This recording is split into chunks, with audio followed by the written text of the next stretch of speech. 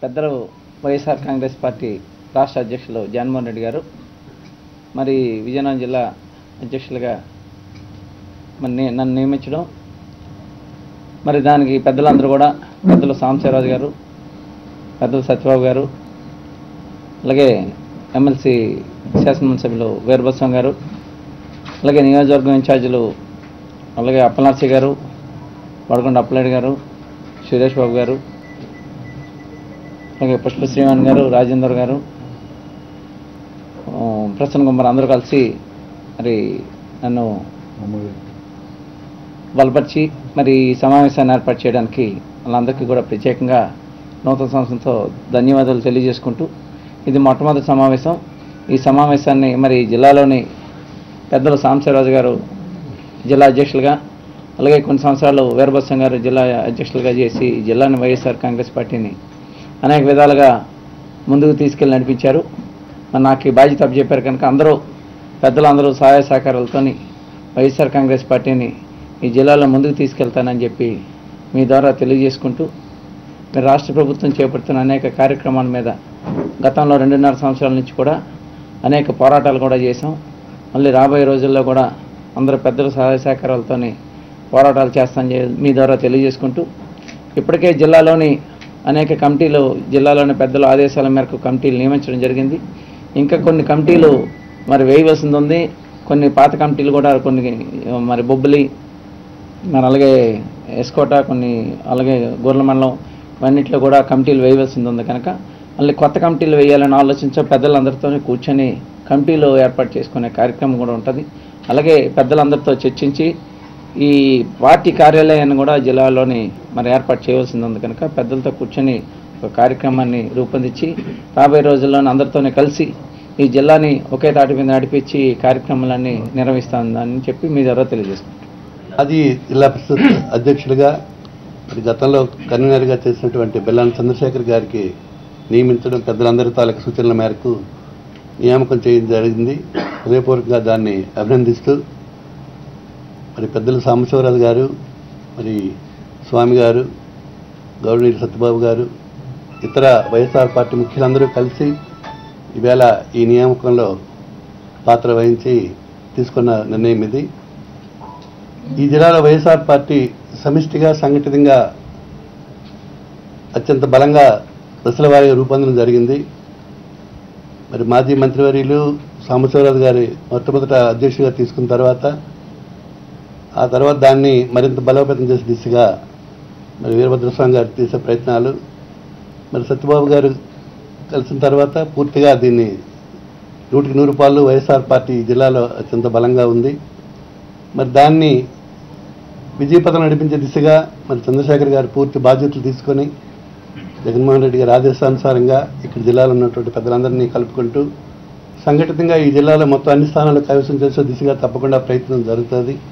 దానికి అందరూ కూడా పూర్తిగా బాధ్యత తీసుకొని పార్టీని మరింత బలోపేతం చేస్తారని పూర్తి ప్రగాఢంగా నమ్ముతూ, ఏదైతే జగన్మోహన్ రెడ్డి గారు ఇచ్చినటువంటి ఆదేశాలు ఉన్నాయో దాన్ని అందరం కలిసికట్టుగా పార్టీ విజయవంతంగా నడిపించేదానికి ప్రయత్నం చేస్తామని చెప్పి తెలియజేసుకుంటూ, మరి ఈవేళ ఈ సమావేశానికి వచ్చిన అందరికీ కూడా హృదయపూర్వక అభినందిస్తుంది. జిల్లా వైఎస్ఆర్ కాంగ్రెస్ పార్టీ అధ్యక్షునిగా బాధ్యతలు తీసుకున్న బెల్లాన చంద్రశేఖర్ గారికి అభినందనలు తెలియజేస్తూ, మరి ఆయన చెప్పిన విధంగా, కృష్ణదాస్ గారు చెప్పిన విధంగా వైఎస్ఆర్ కాంగ్రెస్ పార్టీలో ఉన్న నాయకులు కార్యకర్తలు ఒకే ధ్యేయంతో పనిచేస్తున్నాం.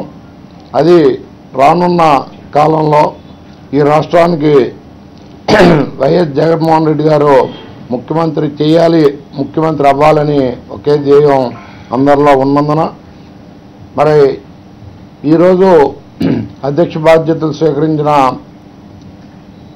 చంద్రశేఖర్ గారి నేతృత్వంలో పార్టీని బలోపేతం చేసే దిశగా పనిచేస్తామని, అలానే సంక్రాంతి తర్వాత హైదరాబాద్ వెళ్ళి మా పెద్దలు బొత్స సత్యనారాయణ గారిని కలిసి, తర్వాత జగన్మోహన్ రెడ్డి గారిని కూడా కలిసి ఈ జిల్లాలో పార్టీ బలోపేతం చేయడానికి తగిన చర్యలు తీసుకుంటామని, ఇప్పటికే ఈ పార్టీ అత్యంత బలీయంగా ఉంది. ఇంకా చిన్న చిన్న మనస్పర్ధలున్నా, చిన్న చిన్న లోపాలున్నా సరిదిద్దుకునే దిశలో పనిచేస్తామని, మరి బొత్స సత్యనారాయణ గారు విదేశాల్లో ఉన్నందున ఆయన వచ్చిన తర్వాత ఆయన నాయకత్వంలో ఈ జిల్లాలో మరిన్ని కార్యక్రమాలు చేపడతామని, మాకు ఎవరికి ఎన్ని పదవులు వచ్చినప్పుడు కూడా ఈ జిల్లాకి బొత్స సత్యనారాయణ గారి నాయకత్వంలోనే పార్టీ ముందుకు నడుస్తుందని కూడా మరొకసారి తెలియజేస్తూ, తెలుగుదేశం పార్టీ వైఫల్యాలు కప్పిపుచ్చుకునే ప్రయత్నం ఆ పార్టీ ఎప్పటికప్పుడు చేస్తూనే ఉంది. అందులో భాగంగా ఈ జన్మభూమి అనే కార్యక్రమాన్ని నిర్వహిస్తూ రేషన్ కార్డులు ఇస్తామని, పెన్షన్లు ఇస్తామని ప్రజల్ని మభ్యపెట్టి ఈ జన్మభూమి కార్యక్రమాన్ని నిర్వహిస్తుంది. రేషన్ నిజంగా ప్రజలకు సేవ చేయాలంటే 2.5 సంవత్సరాల కాలం ఆగి ఈరోజు రేషన్ కార్డులు ఇవ్వాల్సిన అవసరం లేదు. జన్మభూమిలో ప్రజలు విమర్శిస్తారు, ప్రజలు ప్రశ్నిస్తారని ఒక భయంతో ఈ జన్మభూమి కార్యక్రమంలో రేషన్ కార్డులు ఇస్తూ పబ్బం గడుపుకునే ప్రయత్నం చేస్తున్నారని, చంద్రబాబు నాయుడు గారు ఎన్నికల ముందు చేసిన వాగ్దానాలు కానీ, ఎన్నికల తర్వాత చెప్పిన మాటలు కానీ ప్రజలందరికీ కూడా గుర్తున్నాయి. 2.5 సంవత్సరాల కాలంలో ప్రభుత్వం అన్ని రంగాల్లో కూడా వైఫల్యం చెందిందన్న విషయాన్ని ప్రజలు గమనిస్తూనే ఉన్నారు. రానున్న కాలంలో ప్రజలకు జవాబు చెప్పుకునే పరిస్థితి మరి చంద్రబాబు నాయుడు గారికి ఉంటుందని, అలానే చంద్రశేఖర్ గారు చెప్పినట్టు కొన్ని మండలాల్లో, కొన్ని ప్రాంతాల్లో కమిటీల నియామకం పూర్తిగా జరగలేదు.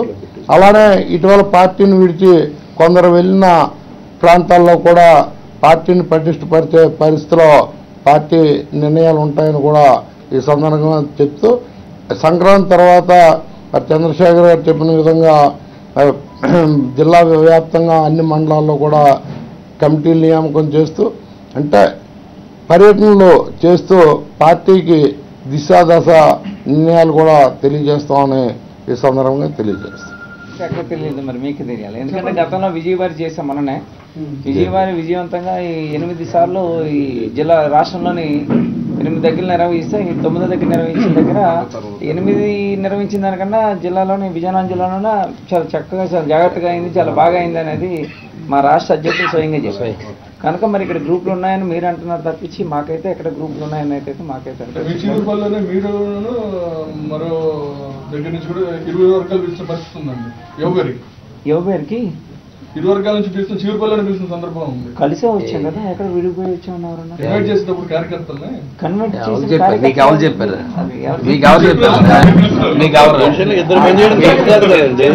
జిల్లాలో నిర్వహించారు. మన అధ్యక్షులు వచ్చినప్పుడు సమావేశం ఎక్కడ నిర్వహించారు? మన అధ్యక్షులు వచ్చినప్పుడు ఎక్కడ సమావేశం? పత్రికా సమావేశాలు అనేవి ప్రభుత్వ వైఫల్యాల మీద ఎవరు ఎప్పుడైనా ఎక్కడైనా స్పందించవచ్చు. దానికేమో మ్యాండేటరీగా పార్టీ కార్యాలయంలో స్పందించాలని ఎక్కడా కూడా ఎప్పుడు మా పార్టీ ఆదేశాలు ఇవ్వలేదు. ఒకవేళ పార్టీ ఆదేశాలు ఇస్తే తప్పకుండా పార్టీ కార్యాలయంలో స్పందిస్తారు. మీకు ఎక్కడ అలాంటిది ఎప్పుడైనా ఉందా? మీకు వచ్చిందా? అంటే ఒకే ఇష్యూ పైన అరగంట తేడాతో 2 ప్రెస్ మీట్లు ఉంటే డిఫరెంట్ పార్టీ డిఫరెంట్ గా ఎంత ఎక్కువ మంది పార్టీ వైఫల్యాలు ప్రజల్లో తీసుకెళ్లాలనేది పార్టీ తాలూకు ఉద్దేశం, మా నాయకుల తాలూకు ఉద్దేశం. మండల స్థాయిలో జగన్మోహన్ రెడ్డి గారి నాయకత్వాన్ని, ఆయన ప్రతిపాదించిన అభ్యర్థిని ఆయన ఇచ్చిన అధ్యక్ష నాయక మొత్తం మీద తీసుకోవాలని ఇక అందరం కూర్చున్నాం. ఇందులో మీకు ఎక్కడైనా ఏమైనా డిఫరెన్సియేషన్ ఉందా? ఎలా వచ్చింది వైఫల్యాలు మీరు అనుకుంటున్నారా? ప్రజల్లో మాత్రం చక్కగా పార్టీ దళ వైఫల్యాలు, తెలుగుదేశం పార్టీ దళ వైఫల్యాలు చక్కగా పంపించాం. దాని నిదర్శనమే ఇప్పుడు అధ్యక్షులు వచ్చినప్పుడు యువపేరు జరిగిన కార్యక్రమం. ఇప్పుడు మాకు ఇచ్చిన అధ్యక్షుల ఆదేశాల మేరకు కార్యక్రమాలన్నీ కూడాను అందరితో కలిపి కోఆర్డినేట్ చేసుకుని, పెద్దలందరితో కలిపి కోఆర్డినేట్ చేసుకొని బాధ్యత చేపడతాం. దానికి వాళ్ళు ఇచ్చారు కనుక రేపటి నుంచి కార్యక్రమం చూద్దరు. కానీ మీరే ఎలా జరుగుతుంది చెప్పారు కదా, ఏదో కార్యక్రమాలకు వెళ్ళినప్పుడు అక్కడ ఎవరైనా మీ ఇలాంటి వాళ్ళు అడిగితే అప్పుడు చెప్పాల్సి ఉంటుంది. కూడా జిల్లాకు బొత్స సత్యనారాయణ గారి నాయకులు, రాష్ట్ర నాయకులు అయినప్పుడు కూడా జిల్లాలో ఆయన నేతృత్వంలో, ఆయన నాయకత్వంలో పనిచేస్తాము. రానున్న రోజుల్లో గతంలో ఉన్న ఆయన నాయకత్వంలో ఏ విధమైన పదవులన్నీ వచ్చాయి అవన్నీ కూడా వైఎస్ఆర్ కాంగ్రెస్ పార్టీ మళ్ళీ వస్తాయి. అసలు మీకు ఆ యువబేరి ఎందుకు వచ్చి యువబేరికి మొత్తం వెహికల్స్ అక్కడ జెండా ఊపి మేము వచ్చాం. మరి 2 ప్యాసెస్ 2 నెలలకు వచ్చాం మీకు తెలియదు. మరి రైతు కుటుంబాలు మరి రైతు వ్యవసాయం మీద ఆధారపడి జీవించేవాళ్ళు. ఈరోజు ప్రధానంగా రైతులు ధాన్యం ప్రధాన పంట ధాన్యం మన జిల్లాలోని ధాన్యాన్ని పండించి 6 నెలల్లో కష్టపడి శ్రమించి పండించి పంటని అమ్ముకోలేని పరిస్థితి ఉంది. గతంలో అయితే పండించే వరకు కూడా గిట్టుబాటు ధరను ప్రకటిస్తే ఇప్పుడున్న ప్రభుత్వం 50-150 రూపాయల వరకే గిట్టుబాటు ధర ప్రకటించే పరిస్థితి. నిజంగా రైతులు వ్యవసాయం నమ్ముకొని నిజంగా వ్యవసాయం అనేది రైతుకి సంబంధించింది కాదు. ఎందుకంటే తాను తినడానికి మిగిలింది అంతా కూడా మరి మనకి ధాన్యం ఉత్పత్తి చేసి మనకి తినడానికి చేసే రైతులు. అటువంటి రైతులు ఈరోజు చాలా దీనావస్థలో ఉన్నారు. వాళ్ళ ధాన్యం పండి ప్రభుత్వమే గతంలోని మరి ఈ 2 సంవత్సరాల నుంచి కూడా ప్రభుత్వమే కొనుగోలు చేయాలని పద్ధతి పెట్టడం ద్వారా ప్రభుత్వ కొనుగోలు ద్వారా ఏమవుతుందంటే గతంలో మేము ఇప్పుడు ఇచ్చిన పండించే పంట అంతా కూడా మరి పొలాల్లోని కళ్ళల్లోనే ఉంటుంది. ఆ పండించే పంటకి గతంలోనే ఇప్పుడైతే మనం అడిగితే గోను సంచులు సుమారు 70% వరకు పోయిన గోను సంచులు వేస్తున్నారు. ఆ గోను సంచుల ద్వారా తీసుకెళ్లి మిల్లర్స్కి ఇవ్వాల్సిన పరిస్థితి. ఆ మిల్లర్స్ 2 రోజులు 3 రోజులు వెయిట్ చేసిన తర్వాత మిల్లర్స్ తీసుకునే పరిస్థితి. ఆ డబ్బులు కూడా బ్యాంక్ ద్వారా వేసే పరిస్థితి ఉంది. ఇప్పుడు మిల్లర్స్ స్ట్రైక్ చేసే పరిస్థితి ఉంది. మిల్లర్స్ ఎందుకు స్ట్రైక్ చేస్తున్నారంటే గతంలోనే మిల్లర్స్ అందరికీ కూడా మరి ఎంత ధాన్యమైనా ముందు ప్రభుత్వం ఇచ్చేది, తర్వాత వాళ్ళ దగ్గర నుంచి బియ్యం తీసుకునే పరిస్థితి. ఇప్పుడు ఏంటంటే డిపాజిట్లు కావాలని చెప్పి అడుగుతున్నాను. ఎంత ధాన్యం అయితే మీరు కొనుగోలు చేసుకోవడానికి అవకాశం ఉందో అంత కూడా మీరు డిపాజిట్ ఇస్తేనే మీకు ధాన్యాన్ని కొనుగోలుకి పెర్మిషన్ ఇస్తామని చెప్పి చెప్పడం వల్ల మిల్లర్స్ అందరూ కూడా మరి ఈ కొనుగోలు చేసేదానికి మరి స్ట్రైక్ చేయడం వల్ల రైతులందరి దగ్గర కూడా ధాన్యం నిల్వ ఉండిపోయే పరిస్థితి. పెద్దలు చెప్పారు ప్రధానంగా రైతులందరికీ కూడా సంక్రాంతి పండుగ అంటే పెద్ద పండుగ. ఆ పండుగకే మరి అన్ని విషయాలు కూడా మనం ఆడపిల్ల ఇంటికి అల్లుళ్ళు పిలుచుకోవాలన్నా ఆడపిల్లలు తీసుకురావాలన్నా మన వాళ్ళకి అల్లుళ్ళకి పెట్టాలన్నా లేదా ఆడపిల్లలకి పెట్టాలన్నా కూడా మరి డబ్బులు అవసరం. ఈరోజు నరేంద్ర మోదీ గారు తీసుకున్న నిర్ణయం వల్ల మరి ఈరోజు డబ్బులు లేని పరిస్థితి కనిపిస్తూ ఉంది. కనుక దీని నుంచి మరి రైతుల్ని ఆదుకోవాల్సింది ప్రభుత్వం ఆదుకోలేని పరిస్థితి వస్తుంది. రేపు ప్రైవేటు వడ్డీ వ్యాపారస్తుల దగ్గరికి మళ్ళీ వెళ్ళవలసిన పరిస్థితి కనిపిస్తుంది. కనుక ఈ దళారుతనాన్ని పోగొట్టి ప్రభుత్వం సరైన నిర్ణయం తీసుకొని రైతుల దగ్గర ఉన్న ధాన్యాన్ని సరైన సమయంలోనే మరి కొనుగోలు చేస్తేనే, ఎందుకంటేనే సంక్రాంతి ముందు కొనుగోలు చేస్తేనే వాళ్ళందరికీ డబ్బులు వచ్చే పరిస్థితి ఉంది. కనుక ఆ డబ్బులు రావాలనుకుంటే మరి సరైన సక్రమంగా ఇప్పుడే కొనుగోలు చేయాలని చెప్పి మేము వైఎస్ఆర్ పార్టీ తరఫు నుంచి ప్రభుత్వానికి డిమాండ్ చేస్తాం. జిల్లాలోని ధర్మాన ప్రసాద్ గారు ఒక దీక్ష చేయడం జరిగింది.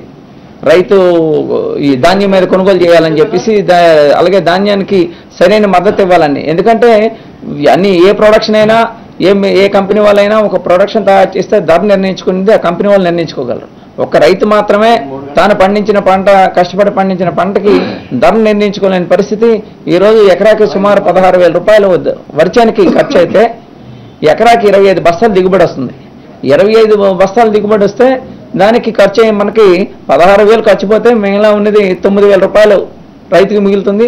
ఆ రైతు కూడా కష్టపడి పనిచేసి ఆడి శ్రమను కూడా పెట్టుబడిగా పెడితేనే 9,000 రూపాయలు మిగిలే పరిస్థితుంది. కనుక మరి మద్దతు ధర వచ్చినంత వరకు, అలాగే ధాన్యం కొనుగోలులోని మరి తేమ శాతాన్ని గ్రేడ్ A1, గ్రేడ్ 1, గ్రేడ్ 2 అని చెప్పి ధాన్యాన్ని కొనుగోలు చేసే పరిస్థితి ఉంది. ఈరోజు దాన్ని ఏ గ్రేడ్లోని తేమ శాతం 17% కన్నా ఎక్కువగా ఉంటే బస్తాకి 7 కేజీలు తగ్గించే పరిస్థితి ఉంది.